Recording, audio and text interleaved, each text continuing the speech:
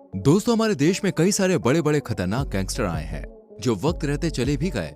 लेकिन अब ऐसा कौन सा गैंगस्टर आया है जिसने सरकार के होश उड़ा दिए हैं? कौन है ये गुंडा जो उत्तर प्रदेश में भी अपनी दहशत फैलाना चाहता है? चलिए जानते हैं इन सब सवालों के जवाब आज की वीडियो में। दोस्तों, आज हम बात करने जा रहे हैं गैंगस्टर की दुनिया के उस जाने माने गैंगस्टर की जिसने आज देश भर में अपनी गुंडागर्दी का डंका बजा रखा है। इस गैंगस्टर ने अपने दंगे से इस कदर भयानक खौफ बनाया है कि क्या ही बताया जाए। गैंगस्टर होने के साथ साथ ये डॉन 8 करोड़ की प्रॉपर्टी का मालिक है। जी हाँ, अगर आप इस खतरनाक गैंगस्टर को अभी तक नहीं पहचान पाए हैं तो हम आपको बता दें, हम बात कर रहे हैं लॉरेंस बिश्नोई की, जिसके खिलाफ लगभग 50 से ज्यादा मामले दर्ज हैं। यही नहीं, ये गैंगस्टर 60 लाख से ज्यादा के हथियार अपने पास रखता है। इस गुंडे के बड़े बड़े कारनामों के बारे में सुनकर दोस्तों आप भी हैरान हो जाएंगे।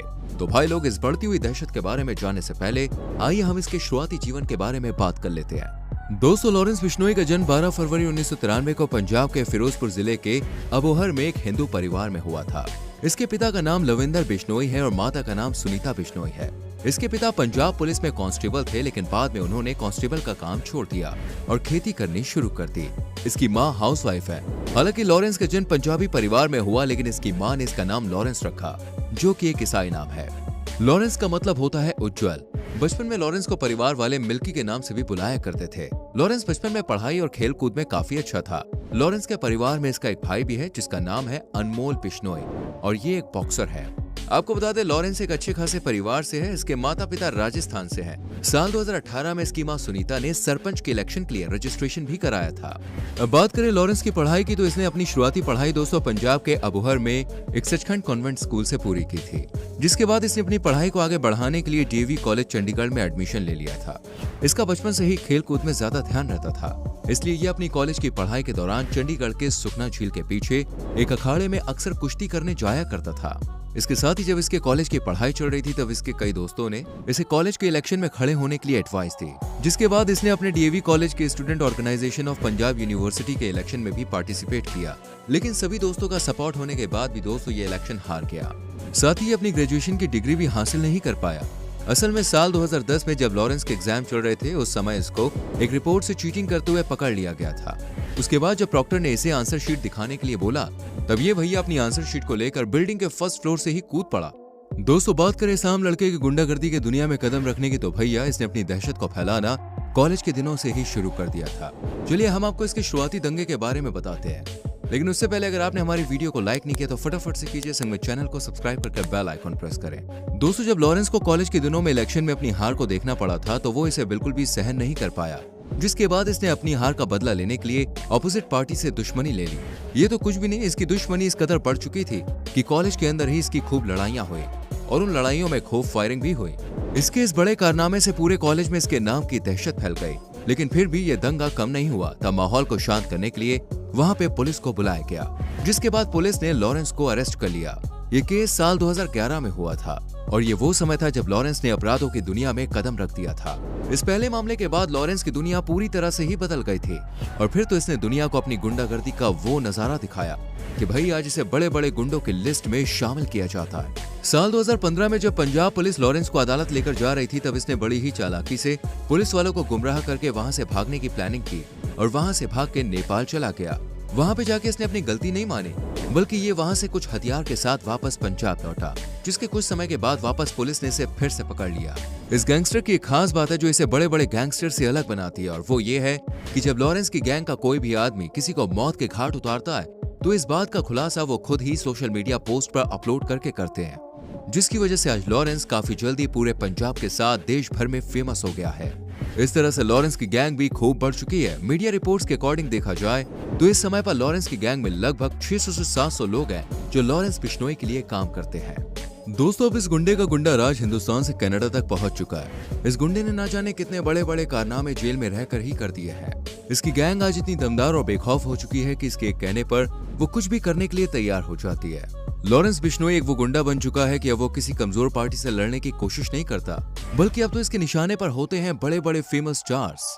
जी हाँ, लॉरेंस ने बॉलीवुड इंडस्ट्री के खान साहब यानी कि सलमान खान को भी धमकाया है। इसके बाद इसके निशाने पर हनी सिंह भी आए हैं।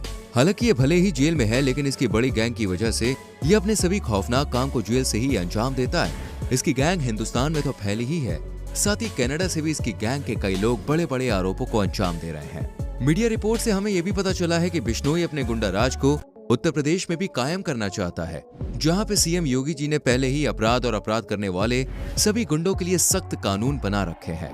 योगी जी का कहना है कि ये नया उत्तर प्रदेश है, यहाँ पर कोई भी गुंडा राज नहीं चलता। यहाँ दंगा करने वाले दंगाइयों का इलाज सरकार अच्छे से करना जानती है।